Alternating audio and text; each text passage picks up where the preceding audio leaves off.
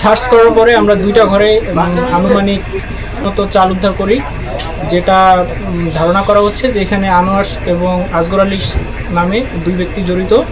পরবর্তীতে আমরা স্থানীয় প্রশাসনকে ডাকি, পুলিশকে ডাকি এবং এসিলেন্ট আমাদের সাথে আছেন এবং ওনাদের কাছে হস্তান্তর করা হয়েছে। ওনারা ব্যাপারটি জব্দ করে পরবর্তী তদন্তের মাধ্যমে ব্যাপারটি সুরাহা করবে।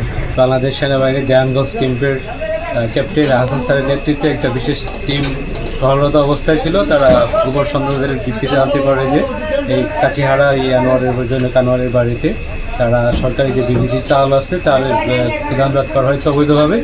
উক্ত সংবাদের ভিত্তিতে বাংলাদেশ সেনাবাহিনী দেয়ানগঞ্জ ক্যাম্প দ্রুত ঘটনাস্থলে আসে এবং আমাদের ইসলামপুর থানা পুলিশকে খবর দেয়। আমাদের টিম ঘটনাস্থলে এসে আমরা জব্দ তালিকা করছি। আমরা আশা করছি যেহেতু আসামি গ্রেপ্তার হয় নাই, আসামি গ্রেপ্তার এবং তদন্ত সাময়িকী পরবর্তী আইনগত ব্যবস্থা নেওয়া।